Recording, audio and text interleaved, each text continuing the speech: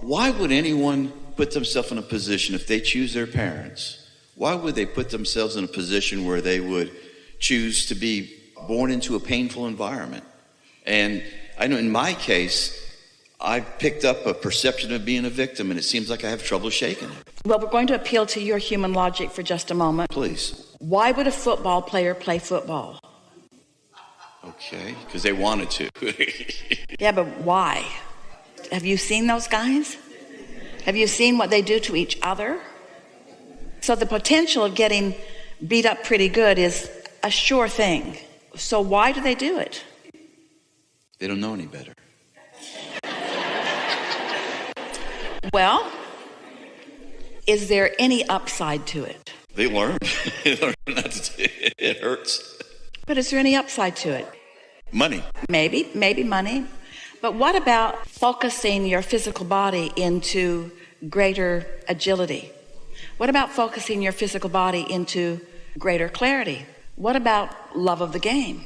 What about intuitively knowing where you need to be in a certain situation? What about connecting with higher power, if you want to call it that, and accomplishing extraordinary feats? What about thrilling a crowd? What about giving crowds something to focus upon that allows their energy to flow? There are lots of upsides to it. You're getting me now.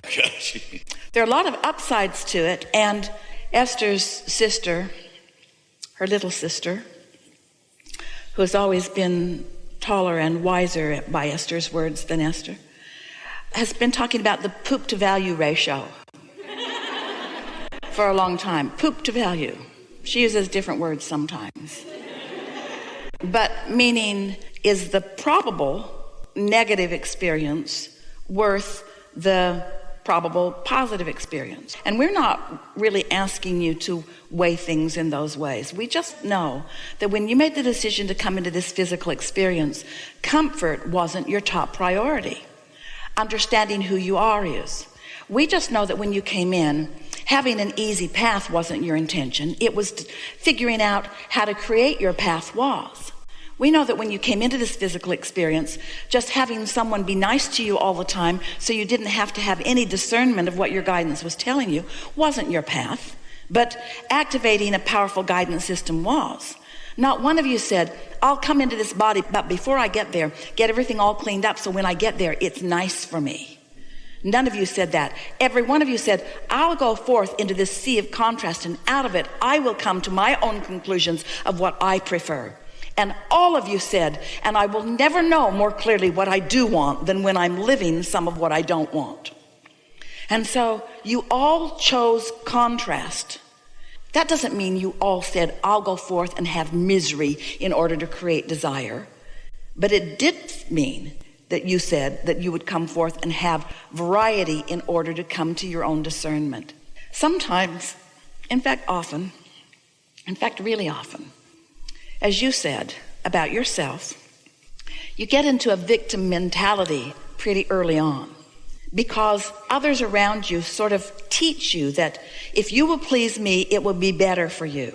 So you start catering to those who have no real power to make anything better for you. So let's take a mother, for example, or a father, some mentor, somebody who matters to you, and let's imagine them really caring about you and making everything as easy as possible for you. And in their misguided belief that if they can just feather your nest and pave your way and make it good for you, that'll get you off on the right foot. But instead, what they teach you is to look for that in places where you're not going to find it. So you've got this feathered nest, let's say, and then this person doesn't feather your nest, and so you feel abused by that person, or that person doesn't, you feel abused by that person. And so it doesn't take very much before you begin to feel a bit like a victim. Because after all, anybody who doesn't give you what you want is abusing you in some way. Yes? Or what if in early stages your nest isn't feathered? What if you are expected to take care of yourself better? What was it for you? What happened in your experience that made you carry this feeling of victimhood forward? You want my answer on that? We want your perspective, yeah. Well, I had a stepdad that beat the crap out of me. So are you crapless now?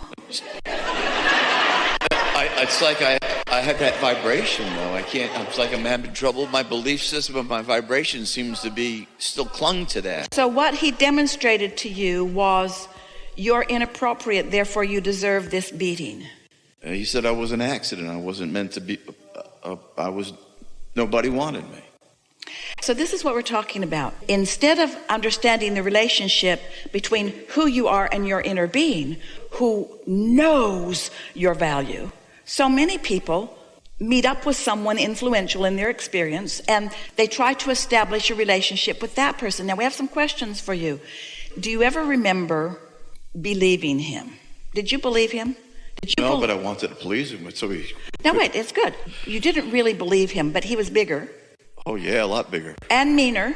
And sometimes he was the only one there and I was totally at his mercy. Yeah, so now let's talk about this just a little bit. So you desired to please him because? So I would leave me alone. So desired also, I guess I saw my self-image in maybe, but now you're superimposing that. Okay. So you didn't know about your own guidance system, although it was there. And your own guidance system, this is how your guidance system works. When you think a thought that is contrary to the thought that your inner being is thinking, you feel the discord in the form of negative emotion. So even without the beatings, when someone says to you, you're worthless or you're unimportant, the reason that that feels so awful as you consider it is because it is so contrary to what your inner being knows. But of course, at that early stage, you didn't know that that was what was happening. And this is what we want to help you to realize. So you did your best to contour your life experience to please this person, to please this unpleasable person. To protect myself. Yeah, but here's the question that we really want to ask you. Did you ever please him? Oh, yeah, a couple times. Were you able to contour your life on a consistent enough basis that you were convinced that he now saw you as worthy and valuable? Here's our question to you. Did you get from him what you needed in order to understand your value? One time I beat somebody up and he was really pleased. He said he was proud to call me son. So he is disconnected from who he is, and in his disconnection, he fills that void through belligerence and bullying and that sort of thing. And one time I asked him, and I think I was about 12 years old, and it just seemed like it was just ridiculous. I said, why do you keep on hitting me? And he just kind of gave me an evil grin and said, because he really enjoys it. So what do you think about that now? I think that was then, but I still see my vibrations affected by it. Well, it's still really active in your vibration. In other words, when you tell that story, it's as if it's happening right now. It's as if he's doing that to you right now, only he isn't. And this was a emphatic thing that happened to you. There's no question about that. We're not making light of it in any way. The most important part of this conversation was your question to us, why would anybody choose? And there's a question beneath that question, or there's a belief beneath that question that is at the heart of some other wobbles that you've got with this work that we are doing, and that is you cannot accept that you would have chosen that. You can't accept that you would have chosen that. Why would anybody choose something that is so unpleasant? Well, it seems like a heavy burden to try to change my belief system with. For sure. Why would anyone choose that? And since words don't teach, we can't conjure enough words to soothe that. So we're going to ask you if you have any way through your own life experience to answer that question. Oh, absolutely. I want to write. I could feel I have a sensitivity from those experiences to give me kind of a gift for expressing myself. So you already knew the answer to a question that you just asked us. You already knew that answer. And your answer was, hey, I gained a lot. I got so I could stand up on my own 2 feet. But I'm frozen. It seems like I still have like I'm in an invisible cage and I freeze. It's like I disassociate. But that's because you're telling that story and holding yourself there. So let's talk about the details of what you are expressing to us. So You beat somebody up at one point. Did you feel good while you did it? It was like I was beating up my stepdad, which I did too. But I went through 13 years of it before I was able to finally throw that monkey off my back. All right, so are you saying that at some point along the way, you realized that beating people up or being beat up, either one of them was not something that was a vibrational match to who you are? I always regretted it after that I went too far. So we have another question for you that's important here. Which felt better, being beat up or beating someone up? Being beat up felt worse. Yeah. So now think about what we've talked about in terms of the emotional scale. How guilt feels far worse than blame. They're terrible feeling emotions in any case.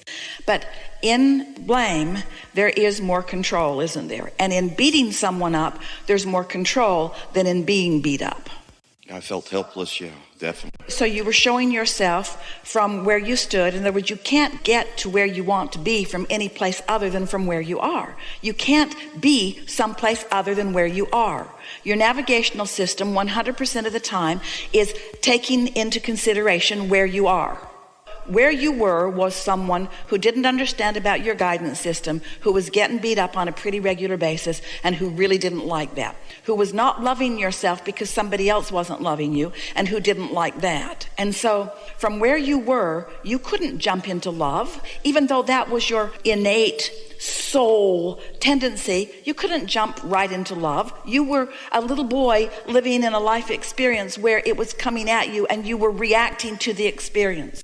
And that's what most people are doing, is reacting to experience. At this stage in your life, you don't need to react to that anymore, but you still are, because you've kept it active in your vibration, so you're still reacting to it. You could start telling different stories and then you wouldn't be reacting to it, but we'll get to that here in just a moment. So there you were, reacting to your experience, and then you found a way to feel a little better than being beat up. You gathered your own strength, you gathered your own resources. Can any of you feel, we're asking you especially, but we want you to weigh in on this mentally also.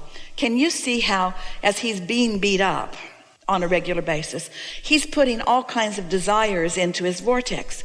Desires like, I want the world to be a nicer place, and I want this man to be a nicer man, and I want to be able to defend myself, and I want to be able to take care of myself, and I don't want to be beat up, which means I do want to have strength and so forth. Can you see how much he was putting into his vortex? So as who you are vibrationally is becoming clearer and clearer and clearer and clearer and clearer to you.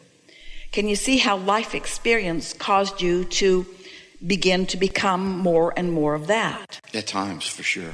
So, do you beat people up on a regular basis now? I'm not like that, but I do have anxiety where I could feel I got to hold myself back. In other words, it's a problem-solving technique I don't put a lot of value in, but when you see lack of options, it's one of the ones that pop in your mind.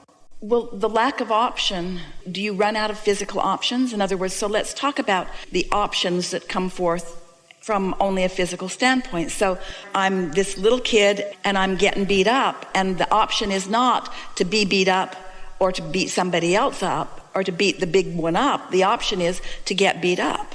That's the option. I don't have the option to beat him up. That's not going to happen. So now what are my options? To get beat up or to run and hide? Or to get beat up, or to contour my behavior so that I don't get beat up as often. I was never able to run and hide.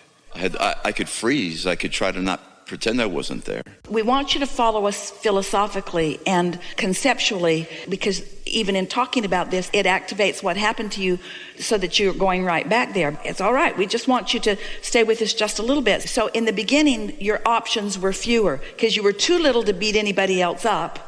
And so you got beat up. So then your options were, you could get beat up, or you could contour from whatever your very young rational mind told you, and you could be as good as this person wanted you to be so that you didn't get beat up. But the beatings never stopped, did they? Because you can't stand on your head in enough different ways. If he was in a bad mood, I was a victim. And so through life experience, you came to realize that is not an option.